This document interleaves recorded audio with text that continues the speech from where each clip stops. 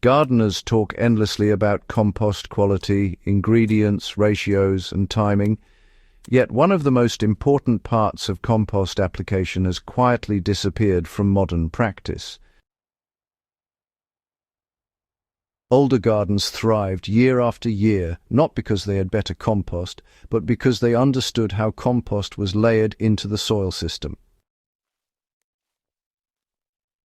The compost layer gardeners forgot to add isn't flashy, isn't sold in bags, and doesn't promise instant growth.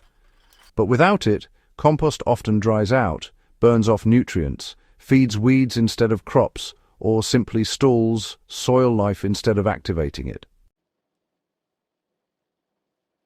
This missing layer sits either above or below compost depending on how the bed is built, and its role is not to fertilize plants directly. Its job is to manage moisture, regulate microbial activity, and slow the release of nutrients so soil life can actually process what you're adding. When compost is laid directly on bare soil or left exposed to air and sun, microbes surge briefly and then crash. Nutrients volatilize, nitrogen escapes, and fungi struggle to establish stable networks. Gardeners mistake this for hungry soil and respond by adding more compost, compounding the problem instead of fixing it. The forgotten layer is a carbon-rich, semi-structured buffer made of partially broken-down organic matter. Historically, this was leaf mold, forest duff, straw fines, rotted hay, old mulch scrapings, or even thin layers of sod flipped upside down and aged. It was never fully composted and never raw. It existed in the middle ground, where fungi thrive and bacteria remain active without overheating. This layer acted as a shock absorber between rich compost and mineral soil.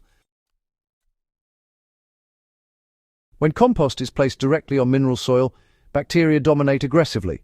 They consume available nitrogen rapidly, spike activity, and then collapse as moisture fluctuates. You see, fungal networks struggle because compost alone lacks the structure they prefer.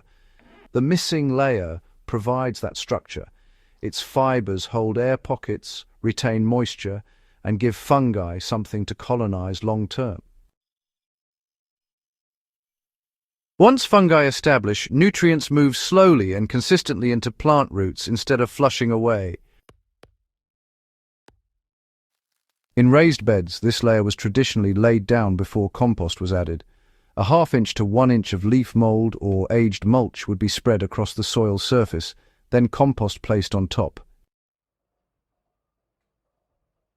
In no-dig systems, this layer often went on top of compost instead, protecting it from sun and wind while feeding surface fungi and earthworms. Modern gardeners often replace this with wood chips or bark mulch, but fresh wood chips are too coarse and too carbon-heavy to serve the same purpose.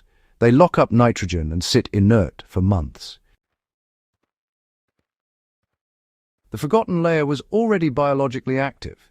You could squeeze it and smell earth, not rot. It was spongy, not chunky. So, practical application is simple once you get the hang of it. In fall, when leaves are, just everywhere, shred or crush them lightly and let them sit damp for a few weeks. By the time they darken and soften, they're just perfect.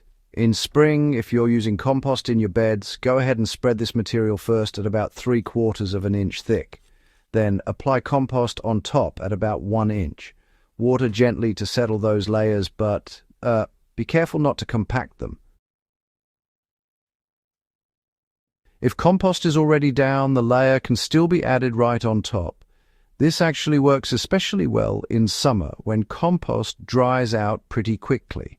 A thin cover of leaf mold or aged straw helps keep temperatures stable and keeps those microbial populations alive during heat stress. Earthworms respond fast, pulling compost downward through the buffer layer and spreading nutrients more evenly than any tiller ever could.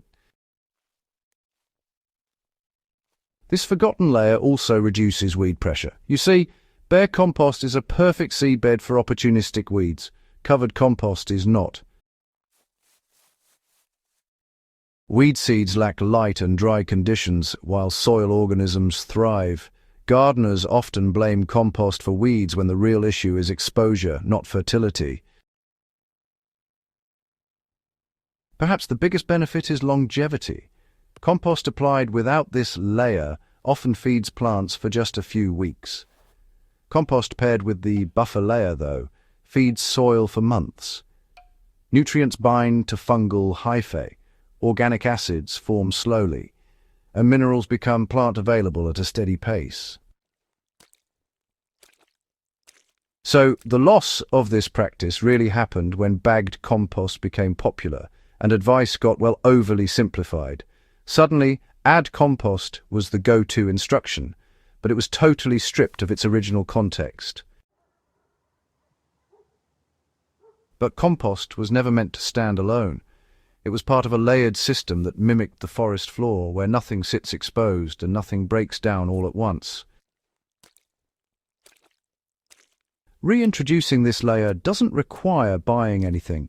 Leaves, old mulch, garden debris, and even partially decomposed compost fines can all work if they're biologically active and not fresh. The goal is moderation and structure, not volume. Too thick, and airflow suffers. Too thin, and the effect is lost. 1 inch or less is enough. Once you start using this forgotten compost layer, you'll notice fewer dry patches, fewer nutrient swings, better root growth, and soil that smells alive long after compost application.